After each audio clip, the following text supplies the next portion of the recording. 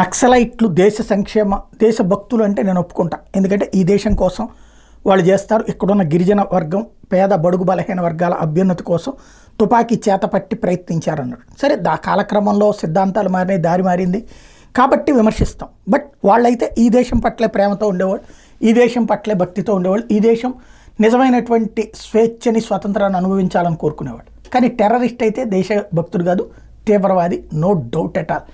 ఈ దేశం నాశనం అవ్వాలని కోరుకుంటాడు, ఈ దేశం ముక్కలు కావాలని కోరుకుంటాడు, ఈ దేశాన్ని ముక్కలు చేయాలనేటువంటి శక్తి వాడు. ఇదంతా ఎందుకు చెప్పాల్సి వస్తుందంటే, హౌతీ అనేటువంటి తీవ్రవాద సంస్థ యెమెన్కి ఏమాత్రం, యెమెన్లో నక్సలైట్ కాదు వాళ్ళు, ప్రపంచ టెర్రరిస్టులు.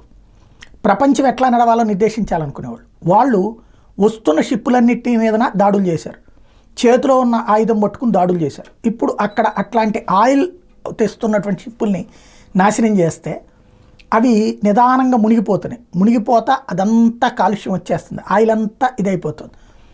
ఇప్పుడు ప్రపంచ దేశాలకు ఏం పిలిపిస్తున్నారంటే, పర్యావరణ ప్రేమికులారా మీరు వచ్చి చిన్న చిన్న బోట్లను అనుమతిస్తాం, ఆ తెట్టను తీసేయండి అని చెప్పి.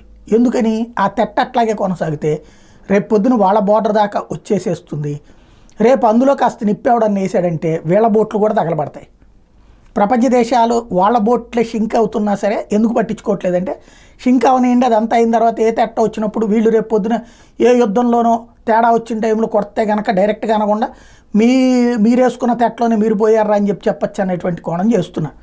అంటే యెమెన్ తీవ్రవాదులు ఇప్పుడు రేపు పొద్దున ఏం ప్రొజెక్ట్ చేసుకుంటారంటే, స్వచ్ఛంద సేవకుల్ని అనుమతిస్తున్నటువంటి మానవతావాదులైనటువంటి హౌతీలు అని వార్త రాసినా ఆశ్చర్యపోనక్కర్లేదు.